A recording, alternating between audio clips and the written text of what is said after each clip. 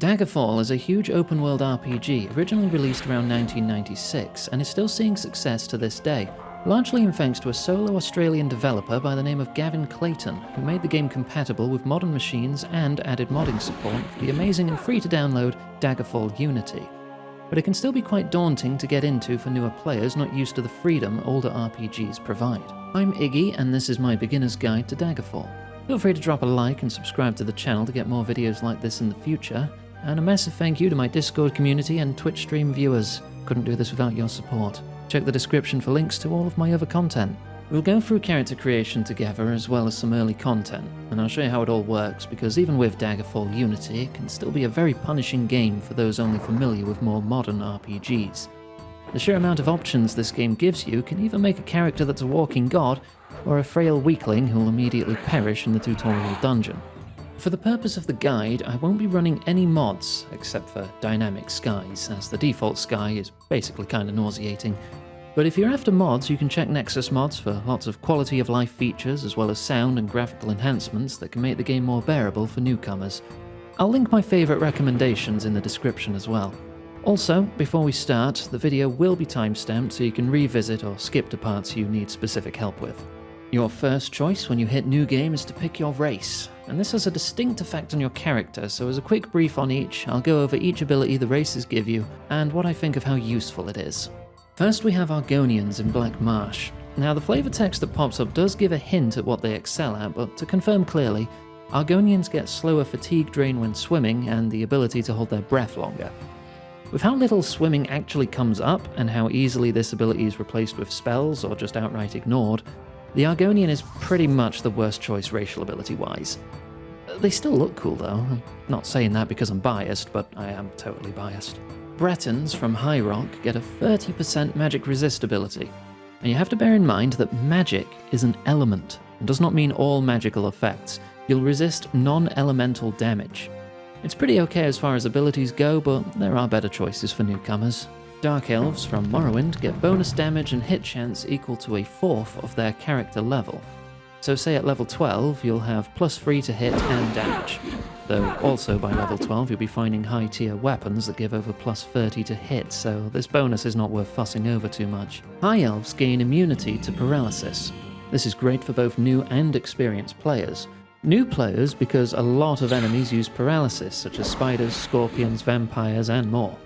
This is straight up a death sentence if you can't handle it, because the effect can last upward of a minute or two unless you can cure or resist it.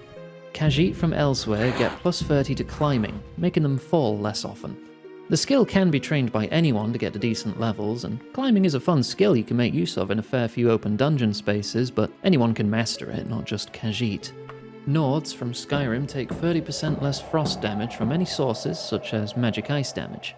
It can help sometimes, but it's not overly common to get blasted by ice outside a few specific enemies. Redguards from Hammerfell are literally just better Dark Elves, as their bonus is extra hit chance and damage, except it's every 3 levels rather than 4. This still means at level 12 you'll only have a +4 to hit, but the extra damage can stack up with higher speed characters who'll swing their weapons faster. Wood Elves from Valenwood have the same bonus as Redguards, except it only applies to the marksman's skill rather than every weapon. Unless you're going primarily with bows, this'll never come into play. So ultimately, if you're new and want the most helpful ability in Daggerfall, go High Elf for paralysis immunity. But keep in mind there are spells that are easy to cast to bypass paralysis, so you can go with whatever you like. But even as a High Elf, you can make yourself weak to paralysis later on in character creation for some bonus points, which we'll talk about soon.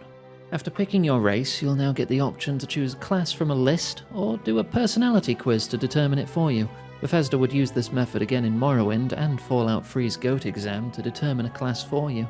It says here you're going to be the Vault's marriage counselor. I do suggest going to the full list and picking custom at the bottom, as there are many variables here, and I'm going to walk you through them. Okay, now this screen may look daunting, but don't worry.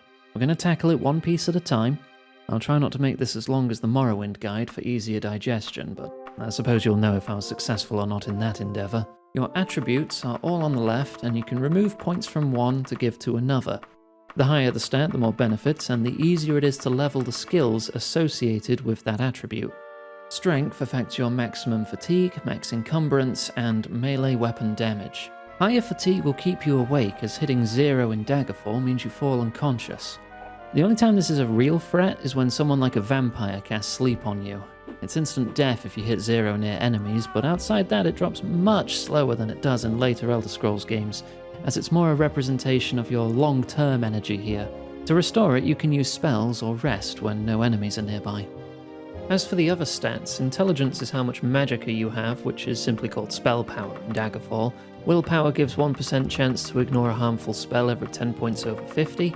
Agility slightly affects hit and dodge chance. Endurance gives more health when resting, as well as a single bonus point of health on level up for every 10 levels over 50. Personality majorly affects NPC attitudes toward you, so if you set this too low, nobody will want to talk to you or help you. Speed is movement speed and attack speed, so a character with high speed can attack incredibly fast, so boosting this helps a lot. Luck oddly doesn't affect loot, but gives a minor bonus to hit and dodge, exactly the same as agility. Overall, I'd value speed and strength highest, followed by intelligence. You'll be okay dumping agility and luck, as they don't make a big difference, especially when you start finding better equipment. Now moving on to skills. These determine what levels up your character. Leveling in Daggerfall isn't a big worry, unlike in Oblivion, with rampant enemy scaling or getting the right attribute increases before you commit like Morrowind. When you level up here, you get some extra health based on a 50 to 100% roll of your health gained per level, 4 to 6 attribute points, and off you go. Primary skills all contribute to your leveling. If you want to level fast, you can pick skills that level fast, such as magic schools, running, or climbing. I would highly recommend you put your preferred combat style in here, whatever it may be. With major skills, only the 2 highest level skills contribute to your character levels. So if 2 of the 3 are level 50 and the third is 25, you'll not gain level up progress until that third skill surpasses the others. Minor skills are similar, but only the single top skill contributes to your level progress. As for the actual skills themselves, there are 35 to play with compared to Skyrim's 18, and honestly, some are nearly useless, so let's go over them quickly. Okay, so archery, axe, blunt weapon, hand-to-hand, long blade, and short blade are your weapon skills. The increase with successful hits landed, starting with a decent bonus in 1, will help a lot in the early game, as the skill level is your hit bonus. A skill of 35 is plus 35 to hit, and all are viable methods of combat. Just keep in mind with archery, you'll need to keep a decent stock of arrows from shops, as enemies don't tend to drop much, even if they have a bow. Your weapon skill coupled with the weapon's material are the 2 biggest factors in determining your hit chance, so don't hesitate to make this a primary skill for an easier start. Running, climbing, jumping, and swimming are your movement skills. They increase with time spent doing said action, and you'll be more effective in them as you level, falling off walls less with higher climbing and jumping slightly higher, etc. Oh boy, here we go. Centaurian, Daedric, Dragonish, Giantish, Harpy, Impish, Nymph, Orcish, and Spriggan are language skills, and all 9 of them are next to useless. Each one functions identically in that if you approach a creature that speaks that language with your weapon away, you then make a random roll based on the skill to pacify them, stopping combat. These skills gain XP by encountering the speakers of said language, and they all level very slowly without guild training services. You can safely ignore all of these. Even with orcs, which you'll likely encounter more than most of the others in multiple story locations, it's just not worth it. Streetwise, etiquette, and mercantile are your social skills for conversing with NPCs for information, directions, and buying and selling goods.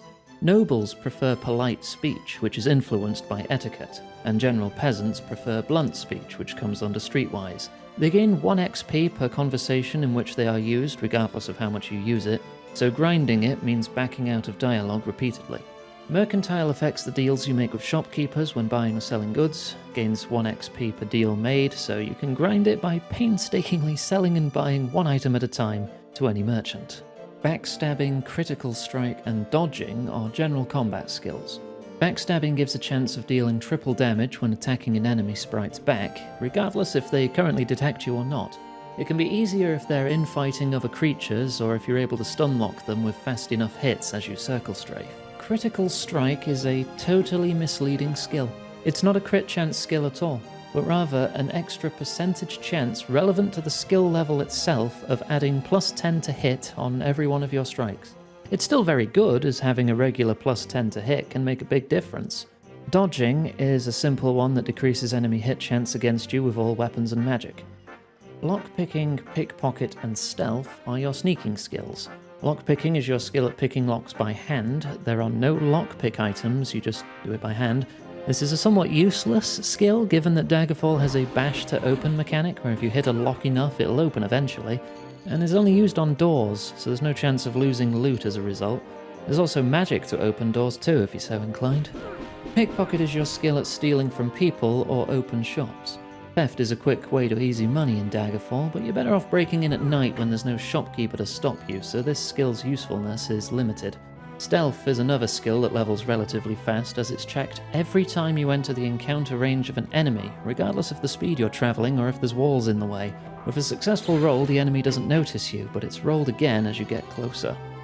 Medical doesn't really fit in any of these categories like the others, but it increases the rate at which you heal for every hour you spend resting.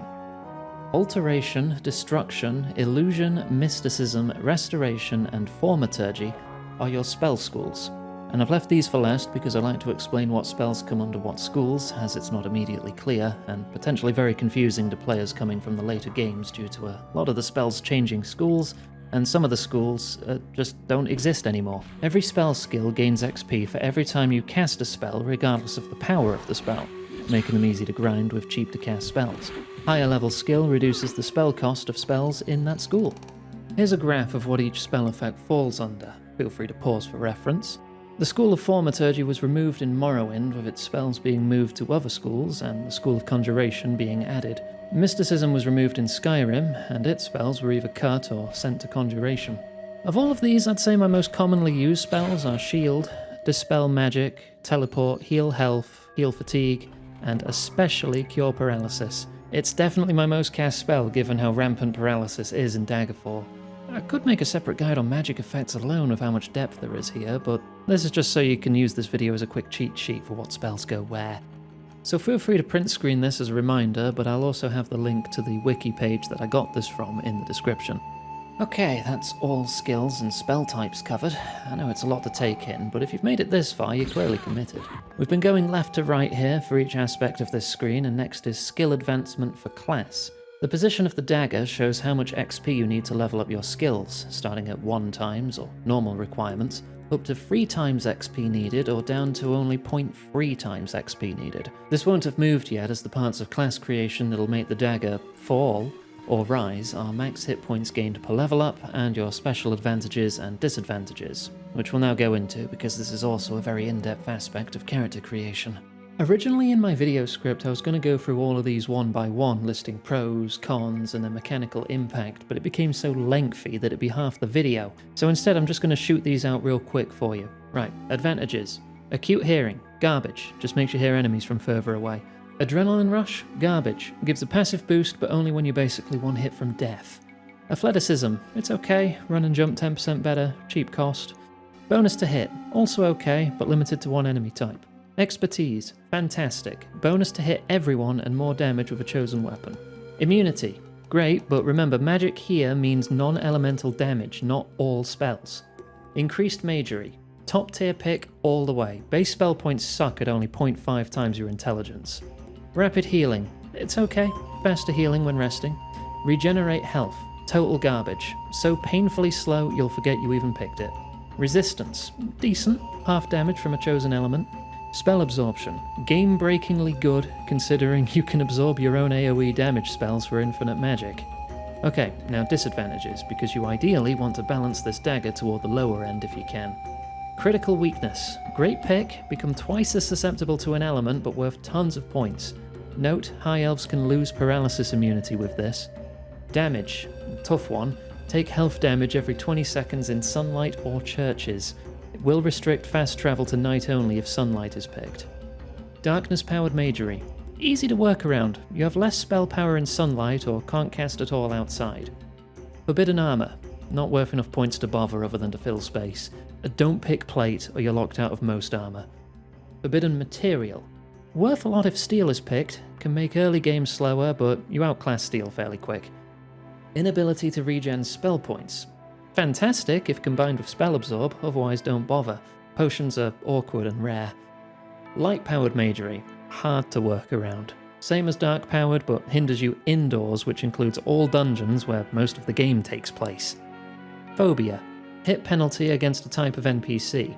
Easy points if animals are picked, you'll outclass them and this will become a non-issue fast. Okay, that's finally all the advantages and disadvantages discussed. You can also tweak your max hit points per level 2 if you want to manipulate the dagger anymore to your benefit or detriment. Bear in mind, on level up your health gained is random between 50 to 100% of your maximum per level before endurance bonuses. Finally, we have reputations. As a new player, you can leave this alone really, as you have to balance out positive changes with an equal negative change to someone else. The reputation system in Daggerfall is multi-layered, with certain factions influencing others in both directions when you complete or even fail quests, and also shifting towards zero over long periods of time if you don't interact with them. If peasants like you, it's easier to get quest information and directions. If merchants like you, you get better deals, but if a group dislikes you enough, they'll refuse to talk or even deal with you, even potentially stopping you from joining associated guilds. With all that, we're ready to move on to the next step, your character's backstory. You can choose this to be automatic or answer questions that will influence your stats and starting gear. My only suggestion here is take the ebony dagger. Even if you're not skilled in short blade, weapon material plays a huge factor in hit chance, and ebony is the third best material in the game, giving you plus 40 to hit. At level 1, you'll hit better with this dagger than your starting primary skill weapon, since if you're using a weapon made of iron, it'll have a negative 10 to hit. Now pick a name and one of multiple beautiful faces, and it's time for the final steps. Bonus attributes. Feel free to fiddle with the rolls until you get bonuses to what you want to focus. If you changed your stats enough earlier, you could even get something into the 90s at level 1 here. Then assign some points to your skills. Don't worry too much about this, but if you're a beginner, sink it all into your primary weapon, then divvy up the rest as you please. Okay, finally reflexes. This determines the action speed and movement of enemies, so if you're experienced with real-time RPGs like Skyrim or anything else, you can safely pick very high, but don't worry if you want to start a little slower to get a feel for it first. It's up to you. This next page is just a recap if you want to change any stats or skills before starting the game. You're ready to go. 400 years after Tiber Septim's reign, the beginning will meet the end, and the bloody circle will close in the Empire of Tamriel. The unworthy heirs of the Septim dynasty have allowed the bonds of the Empire to weaken and crack. Uriel Septim the Seventh cannot repair what his ancestors ignored. The provinces fight among themselves like neglected children, drunk with rebellion, and one indomitable power hides itself, but not forever.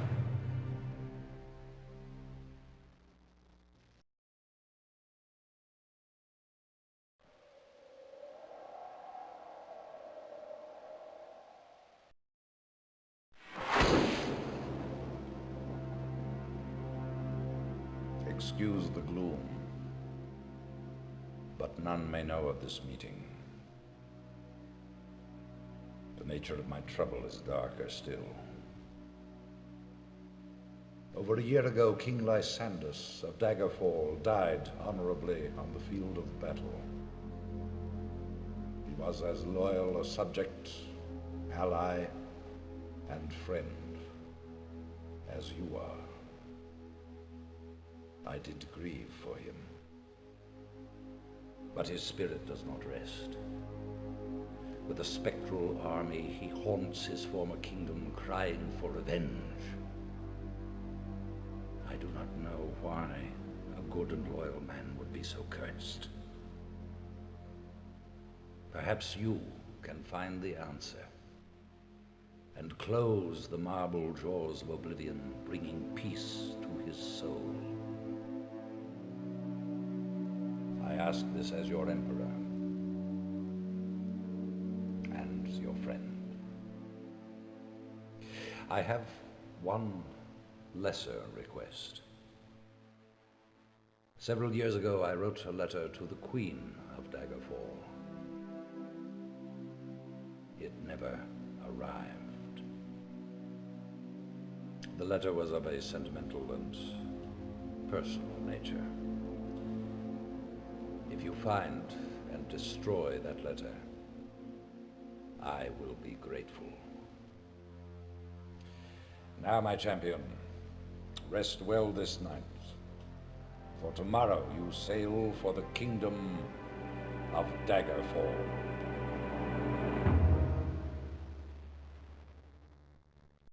Daggerfall Unity does come with a tutorial, though I still recommend familiarizing yourself with the controls menu and rebinding anything if you feel you need to, as well as checking the Unity exclusive advanced controls to change things like the quick save key and your weapon swing mode.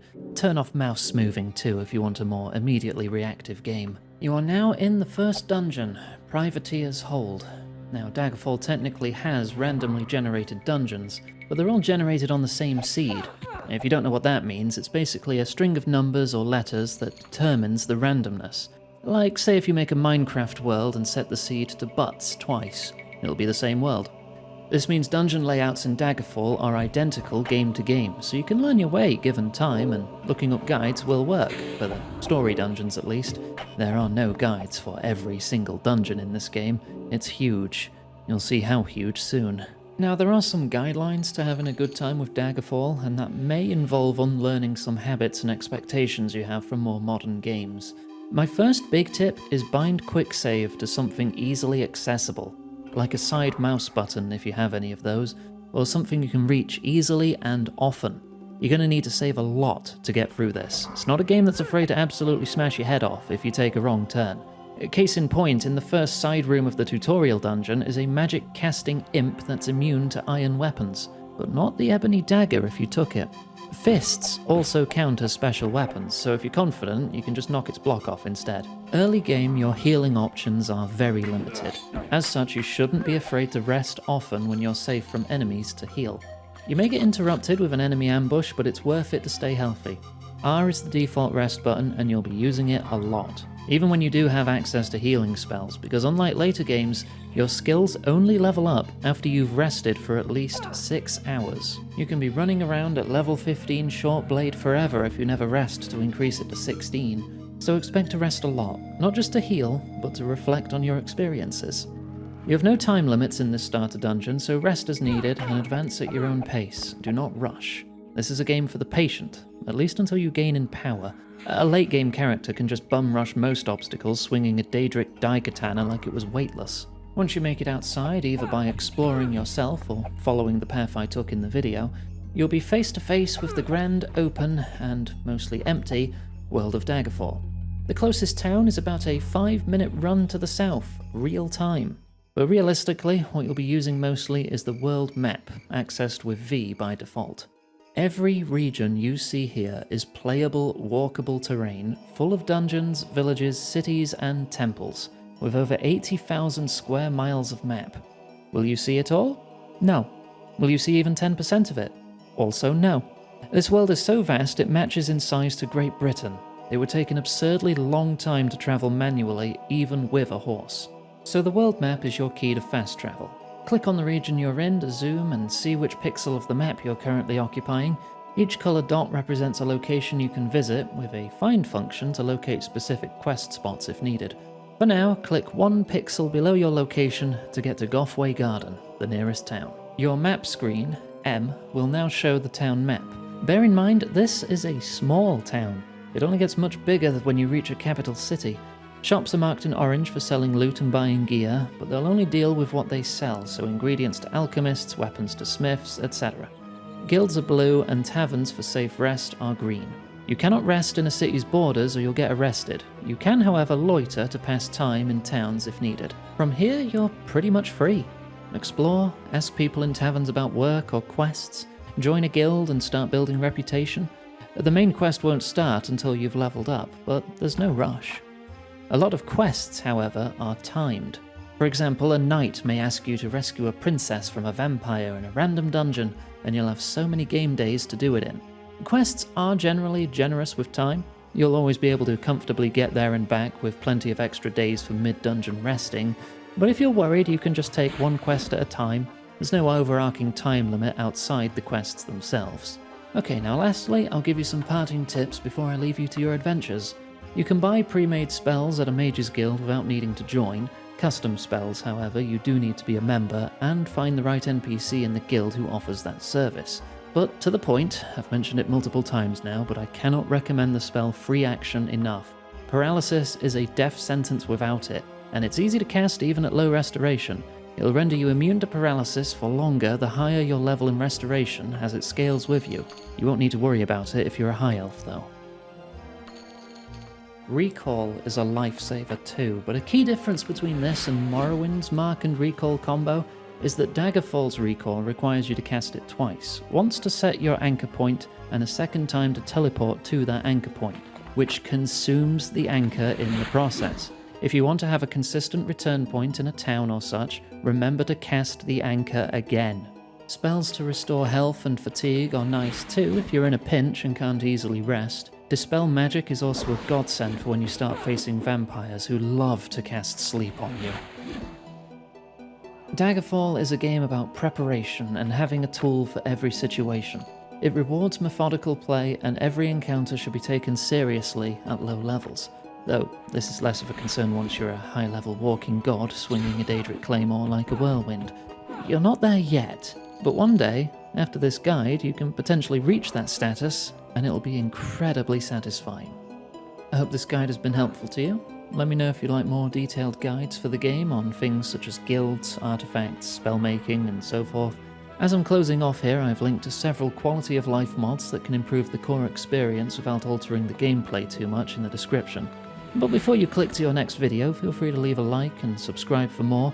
Check out my Twitch streams and let me know if you need help in any aspect of the game, and I'll try to get back to you as soon as I can. Thank you for watching.